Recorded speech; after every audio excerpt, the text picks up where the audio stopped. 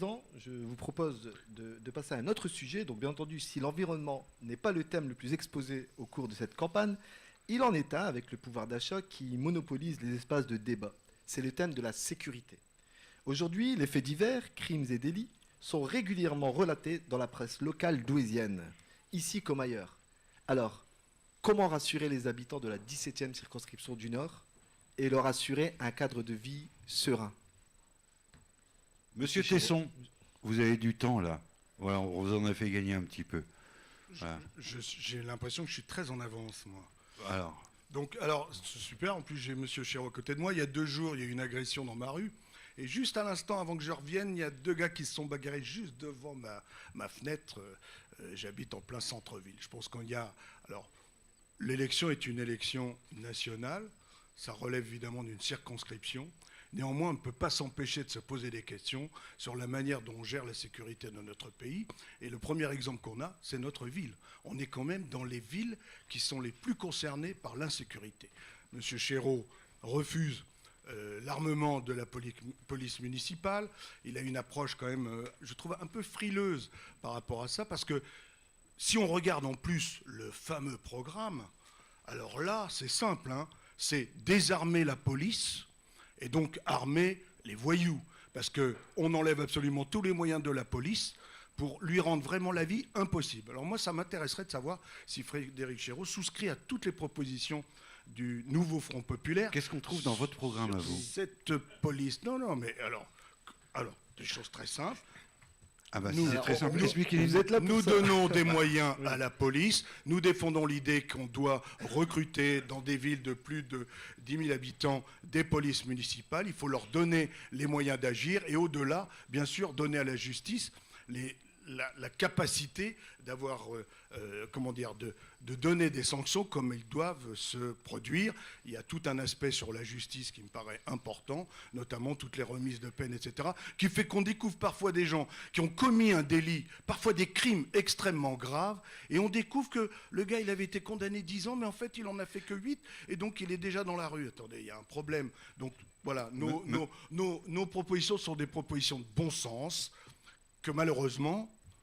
Parce que le sujet, il est là. Hein. Oui, mais... le vote, il va porter sur un programme. Et là, tous les gens qui s'inquiètent de l'insécurité, et je pense que tous les gens qui vivent dans le Douaisis s'en inquiètent, et ils doivent regarder ce qu'il y a là-dedans pour savoir ce qui va les attendre. On a bien compris que celui-là, vous l'avez lu. Moi, j'ai également lu le vôtre. Et il y a des choses quand même que je ne comprends pas tout à fait. Quand on regarde la nature des violences aujourd'hui, elles sont principalement intrafamiliales. Non. Alors, Douai est numéro 1 quasiment, ou 2, en tout cas très très bien placé, hors les violences familiales. Oui, mais elles sont quand même bien présentes. Le classement dont je vous parle, monsieur Jardin. On va pas les nier. Voilà. Nous aussi, on a... c'est ce qui m'intéresse. Pardon ? Ce qui s'intéresse, parce que voilà, vous dites dans la statistique, c'est ce qui m'intéresse. Non, oui, mais c'est hors violence intrafamiliale. J'ai vu une mesure. Vous dites en cas de récidive d'un enfant mineur, suspension des allocations familiales, d'accord, comme sanction.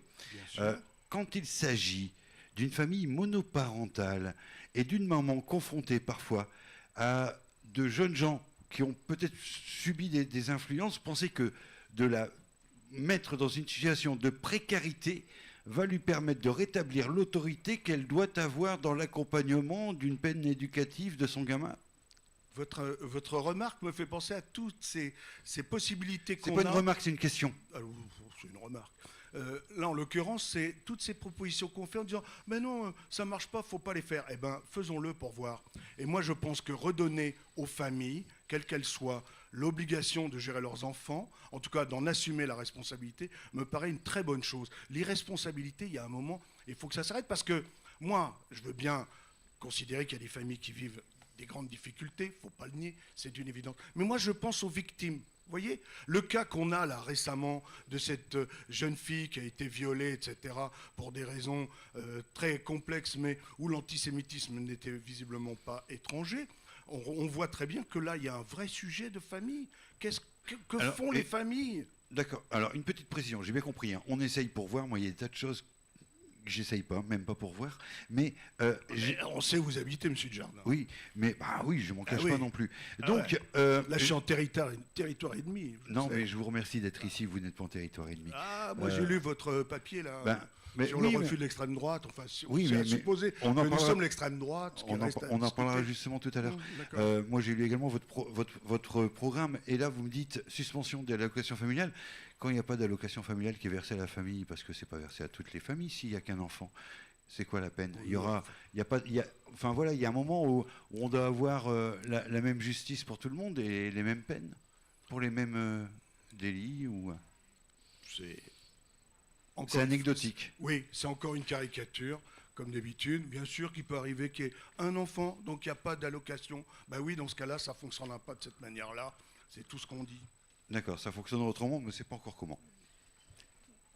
Alors, monsieur Flukiger, justement, donc comme on a du mal à avoir des propositions du RN et on a surtout des propositions d'autres programmes, le RN propose l'instauration de la présomption de légitime défense. Comment vous la concevez? Vous voulez dire pour la police? Oui. Oui, Et- oui, oui. Oui, c'est-à-dire que ce qu'on voit là depuis quelques années, que les policiers tirent, y compris sur des gens qui se sauvent, ça va se multiplier. Super. Mais vous savez, plus fondamentalement, sur la sécurité, moi, sur tous les sujets, et y compris celui-là, ma conviction, c'est que il faut que les travailleurs s'en mêlent, parce que rien ne viendra d'en haut. Parce que si l'insécurité augmente, s'il y a dans certains quartiers la vie qui devient impossible, c'est quand même parce que tout se déglingue, parce qu'on les laisse à l'abandon, parce qu'il n'y a pas de perspective pour la jeunesse. Alors Et- concrètement, et comment les travailleurs peuvent, con- peuvent justement faciliter la sécurité? Mais alors, vous voyez, Est-ce qu'on ça, a des exemples, une illustration? alors tout à fait. Récemment, à Saint-Lenoble, pas loin de la 17e circonscription, des mères de famille se sont mobilisées parce qu'il y avait des dealers qui s'installaient en bas de chez eux et elles ont fait une permanence et ça a fini par les chasser. Parce que vous voyez, on peut dire il faut de la police. Et la voiture de police, elle vient et puis elle repart. Et un quart d'heure après, les problèmes, ils sont là à nouveau. Alors que les travailleurs, on est là partout.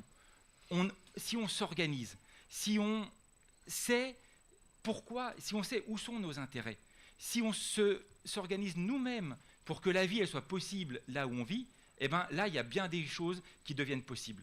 Et encore une fois, je le répète, sur ce sujet, comme sur tous les autres, il n'y a rien qui viendra d'en haut. Notre vie ne s'améliore jamais par les promesses des politiciens. Alors ils disent, il va y avoir plus de police, il va y avoir plus de ceci, plus de cela. Ça n'arrive jamais. Ce qu'on voit, c'est que ça se dégrade d'année en année parce que la misère augmente. Parce qu'ils laissent les plus riches s'enrichir. C'est une réalité que tous les habitants des quartiers populaires connaissent. Mais les travailleurs qui travaillent de nuit, la journée, ils doivent s'organiser pour justement anticiper sur les dealers ou la sécurité? Eh Comment ben, dans l'exemple que je vous donne, là, eh ben, c'est ce qu'elles ont fait. Parce que oui, vous avez raison, il y a des gens qui travaillent la nuit, il y a des gens qui finissent à 22h, à 4h du matin, Nous, comment vous dire, les travailleurs, tout le monde pense qu'ils peuvent tout faire, qu'on peut les faire venir qu'à 4h du matin, qu'on peut les faire habiter dans des cages à lapins. Eh bien,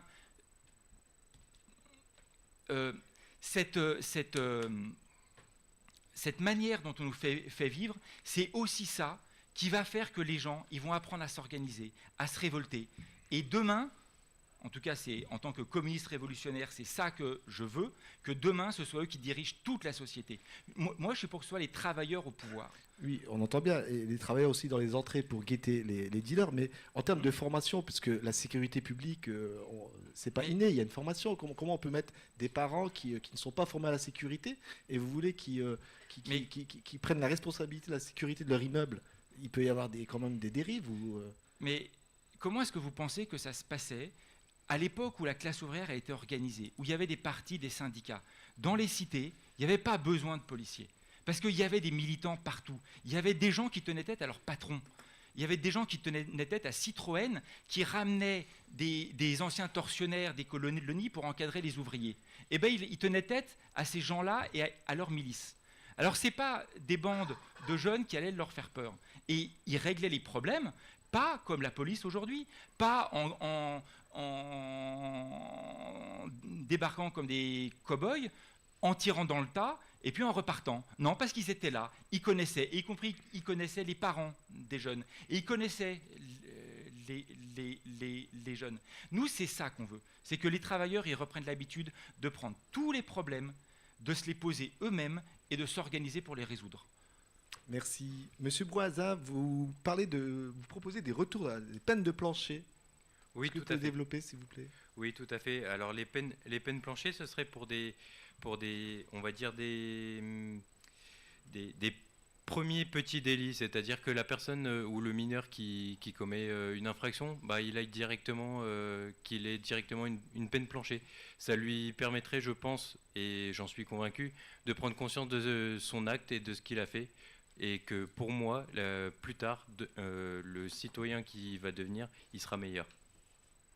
D'accord. Est-ce que vous avez, une idée des peines pour un dealer? Alors non, là aujourd'hui, je peux pas vous dire ça. Parce qu'il y a le RN qui propose aussi de la réinstauration des peines de plancher. On voulait savoir. Les peines planchées, ouais. Non, ça, nous, on n'en a pas encore décidé. Ça se décidera évidemment en interne plus tard. Mais moi, je voulais revenir sur ce que propose Monsieur Chéreau sur le Front populaire et notamment l'abandon du LBD. Alors, moi, je suis pas contre l'abandon, justement. Ce qu'on pourrait faire, c'est directement sur les policiers, les former un peu plus à faire attention, parce qu'on voit aujourd'hui le nombre d'accidents qu'il y a avec les LBD, notamment lors des manifestations, avec des manifestants qui perdent des membres, qui perdent leurs yeux. Pour moi, c'est intolérable de voir ça. Mais moi, je pense qu'il faudrait directement que les policiers soient formés plus en profondeur pour faire plus attention et surtout qu'ils arrêtent excusez-moi du terme, hein, mais qu'ils arrêtent de foncer dans le tas à chaque fois, quoi. Tout le monde peut manifester comme ils veulent, mais les policiers, nous, ce qu'on veut, c'est qu'ils soient là pour faire régner l'ordre. Quand les manifestants ne sont pas, on va dire, ne sont pas violents et manifestent juste leur mécontentement comme tous les Français, quand ils descendent dans la rue et que vous voyez à la télé les débordements qu'il y a tous les jours, moi je trouve ça aberrant.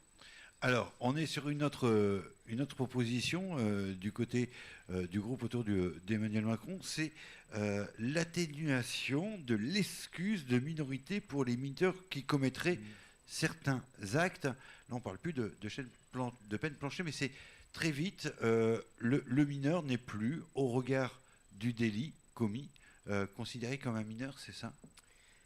Alors, pour repartir un peu, bon, vous pouvez répondre je réponds à votre question, mais à tout ce qui a pu être dit. Déjà, je ne suis pas d'accord avec M. Chéreau et sur le programme. Mais il n'a pas encore parlé, M. Chéreau. Non, mais, donc, on il aura l'occasion. Il aura l'occasion, mais on a tous quand même eu le trac de chacun, on ne va pas se mentir. Sur l'idée du désarmement de la police, moi là, je pense que c'est une zone rouge à ne pas franchir. Police et gendarmerie, il faut savoir qu'on a quand même créé 239 brigades de gendarmerie en plus, ce qui n'est pas négligeable. On a Gérald Darmanin, je pense, qu'on l'aime ou qu'on ne l'aime pas, mais au sein de la police et la gendarmerie, est plutôt apprécié. Je pense qu'il travaille dans le bon sens. Il faut apporter soutien à la police, à la gendarmerie et aux autres forces de l'ordre, d'ordre existantes, pardon. Tout n'est pas parfait, je suis d'accord. Maintenant, quand j'entends dire que les gens doivent assurer la sécurité dans leur quartier, moi je pense que là on marche complètement sur la tête. Il va y avoir des morts dès demain si les pauvres gens sortent assurer la sécurité. Là où je pense qu'il est important d'insister, police, gendarmerie, d'accord. Les associations dans les quartiers sont très importantes. Il faut compter sur elles. Les gens qui connaissent mieux leur quartier, ce sont les associations. Ils peuvent avoir des bureaux, ils sont écoutés, on parle souvent, alors c'est pas un mythe, hein, des grands frères ou autres. Moi, dans ma voiture, dans mes leçons de conduite, j'en vois passer. Ils sont critiques sur ce qui se passe dans leur cité, ils sont parfois même désolés, ils ne comprennent pas forcément ce qui se passe, mais ils sont là pour appuyer. Je pense qu'en plus de soutenir police, gendarmerie, force de l'ordre en général, il faut se pencher également sur les associations de quartier. C'est très important et je pense qu'une partie des clés, elle est là. Qu'est-ce que vous attendez des associations de quartier, justement ? Par exemple, je vais prendre un exemple assez simple. Je discutais avec un éducateur pas plus tard que la semaine dernière, qui m'expliquait que certains de ces jeunes qu'il a un peu sous la coupe, hein, il s'en occupe, il essaie de leur trouver un peu de travail, il les met au permis.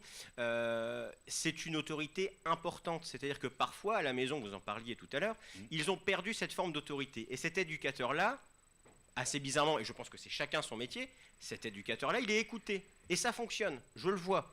C'est-à-dire que cet éducateur-là, dès le moment où il va intervenir sur la personne dont il a la responsabilité, entre guillemets, il va être écouté. Et c'est efficace. Est-ce que vous pouvez m'expliquer pourquoi, comme à Douai ou à Salnoble, on retrouve des centres sociaux qui sont quand même les symboles du social brûlés? Eh bien là, je pense qu'il y a un message qui passe. C'est un message qui passe, et je pense que là, et je ne suis pas, c'est une élection nationale, mais au local, on pourra agir. En tant qu'élu, moi, je pense qu'il est important de discuter avec les associations, de les recevoir, de leur donner des moyens. En tant que député, on a la possibilité de leur donner des moyens. Et je pense que c'est sur ce côté-là où on peut agir. Effectivement, un centre social brûlé à Saint-Lenoble, c'est pas normal, je suis d'accord avec vous. Il faut discuter avec eux. C'est qu'il y a un problème à ce niveau-là. Mais je ne vais pas vous prétendre trouver la solution miracle des cités. Je n'y vis pas. Il faut prendre contact avec les personnes qui y sont et les aider. Alors, je vais demander d'être court sur cette réponse, parce qu'après, on va parler d'autres sujets très importants. Et puis, écoutez, M. Chéreau, qu'on n'a pas encore entendu sur la question de la sécurité. Mais juste, quand vous dites des peines immédiates et courtes pour combattre la violence des mineurs avec un projet de loi dès l'été, ça veut dire également des moyens supplémentaires donnés à la justice ce moment-là, quoi. Bien sûr. Bien sûr, il faut, de toute façon, le premier problème, quand on parle avec un policier ou un gendarme, il me dit, vous savez, je discutais avec un de ces policiers que j'ai vu en tractage tout bêtement, qui me dit, bah ouais mais Guillaume, enfin je connaissais un petit peu, qui me dit, Guillaume, comprends bien une chose, je l'arrête le lundi, le mardi, il est dehors.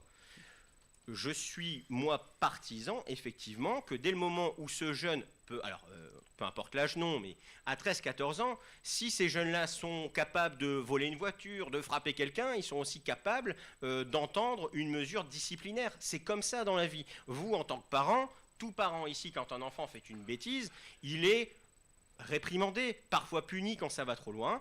Il faut le faire. Il faut le faire, je suis désolé. Je veux rajouter juste un point rapide, et très délicat, et je vais l'évoquer rapidement. La justice est importante pour une chose. À Férin, je connais bien, une pauvre dame de 80 ans a été assassinée à son domicile il y a 15 jours. Une marche blanche a été faite la semaine dernière.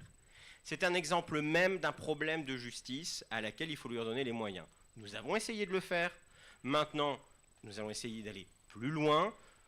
Chez Horizon, on a cette vocation-là, à essayer du moins d'aller plus loin dans les lois, et ça fait partie effectivement de ce que vous m'expliquez tout à l'heure. Monsieur Chéreau, on a beaucoup parlé de vous, on ne vous a pas encore entendu. Est-ce qu'il vous reste quelque chose à dire? Bien entendu, oui, évidemment. Non, pas tout dit. La sécurité est un sujet trop important, c'est une des fonctions régaliennes de l'État. C'est un sujet trop important pour qu'on attise les peurs dans un but électoraliste ou qu'on dise un peu n'importe quoi sur les chiffres. C'est la réalité. Je vais peut-être pas essayer de faire le professeur comme vous, mais c'est mon tour de parler. Je voudrais aussi rappeler que la gauche sait prendre ses responsabilités sur la sécurité. Quand Nicolas Sarkozy avait baissé les effectifs de policiers et de gendarmes, c'est le gouvernement de gauche suivant qui les a augmentés. Évidemment, on a besoin de policiers, c'est indispensable. On a besoin d'une police armée. Je ne sais pas où vous avez entendu qu'on voulait une police non armée. Sur votre tract qui est diffusé, il est là. Les LBD, et là-dessus je reprends les propos de M. Brouazin, il y a eu des incidents nombreux avec les LBD, et nous c'est ça qui nous interroge. Donc oui, effectivement, un armement proportionné à la mission et une formation adaptée à cet armement, je suis tout à fait d'accord. Ça fait partie des points communs que je peux avoir avec M. Brouazin, comme j'en avais tout à l'heure quand vous parliez de l'installation des jeunes agriculteurs ou d'un revenu décent pour les agriculteurs. Ça arrive de temps en temps qu'on se retrouve sur certains sujets. Nous proposons aussi une police de proximité. Moi, je sais qu'elle avait été très critiquée à une époque. On parlait de ceux qui allaient jouer au basket avec les gamins. La réalité d'une police de proximité, pour être sérieux, c'est que c'est une police qui fait du renseignement, qui est au contact de l'habitant, qui remonte des informations, qui sait précisément ce qui se passe. Et ça, c'est aussi une fonction très importante des forces de l'ordre. Après la police, c'est le tour de la justice d'agir. C'est un continuum. Nous n'avons pas assez de magistrats aujourd'hui. Les magistrats dans ce pays fonctionnent avec des bouts de ficelle, ne sont pas suffisamment nombreux face à la charge. Il faut là aussi leur redonner des moyens. Financer aussi de meilleures conditions carcérales, non pas simplement pour le confort des prisonniers, mais parce que la prison ne doit pas devenir une école du crime. On doit avoir plus de moyens pour encadrer et préparer les personnes à la sortie, qu'il n'y ait pas de récidive à la sortie. Ça, c'est des choses importantes. En revanche, s'il y a une chose dont nous sommes convaincus, c'est que la sécurité, ça s'appuie sur 2 pieds. Il y a un pied répressif. On a besoin de forces de l'ordre, c'est indispensable, et de temps en temps, surtout face à des gens dangereux, il faut savoir agir et frapper fort. Ça, c'est clair. En revanche, le volet éducatif est indispensable. Et dès le plus jeune âge, je le disais tout à l'heure, on parlait tout à l'heure de la mère célibataire avec ses gamins qu'elle n'arrive pas à tenir, il faut l'aider, cette dame-là. Il faut avoir des moyens dans le cadre éducatif à l'école pour que des gamins ne dérivent pas et ne soient pas en rupture scolaire. Il faut des emplois aidés dans les quartiers, nous en mettrons. Il faut aussi des personnels permanents et bien payés dans les centres sociaux, dans les structures de proximité, parce que ce sont ces gens-là qui font en sorte que les gamins restent, si on peut dire, dans le droit chemin. Je termine parce que c'est un sujet que je connais bien à Douai, évidemment. Dans une ville comme Douai, on parlait des mineurs, ça c'est un sujet important. Les mineurs vraiment endurcis, qui font les abrutis H24 et qui nous pourrissent les quartiers, honnêtement, ils sont une trentaine sur Douai. Et pratiquement avec la police, on les connaît tous de leur nom. Moi, je pourrais vous en citer. Oui, on manque de réponses éducatives sur les mineurs multidélinquants, les mineurs multirécidivistes de l'incivilité. Et là-dessus, je pense qu'il y a effectivement un point aveugle. Avoir des réponses avant qu'ils atteignent, mais même pas la majorité 18, c'est avant qu'ils atteignent 16 ans, des réponses éducatives un peu fermes, ça c'est quelque chose de nécessaire. Et personnellement, je me battrai pour. Alors, une réponse éducative ferme, est-ce que c'est plus de sévérité, pour dire les choses simples? Il faut être plus sévère? Alors, je ne sais pas quelle est votre question là-dessus. Là encore, comme je l'ai dit sur les enseignants tout à l'heure, moi je fais confiance aux magistrats. J'en connais. Les histoires de peine planchée, etc., c'est toujours très compliqué pour les magistrats. Je vais vous dire, allez assister à un procès d'assises, allez assister à un procès correctionnel. Quand vous entendez les faits, en général, vous êtes en colère et vous en voulez à la personne. Parce qu'il y a parfois des faits graves. Quand vous entendez ensuite la personnalité de l'accusé, vous êtes accablé. Vous vous dites, mais mince, cette personne-là en a pris plein la figure depuis son plus jeune âge. Les magistrats savent peser le pour et le contre entre les deux et donner la peine adaptée. Et je vais vous dire, dans les jurys d'assises, ce sont souvent les magistrats les plus sévères et les simples citoyens qui ont du mal à aller à une peine supérieure. Donc faisons confiance aux magistrats, ce sont des personnes qui connaissent leur travail.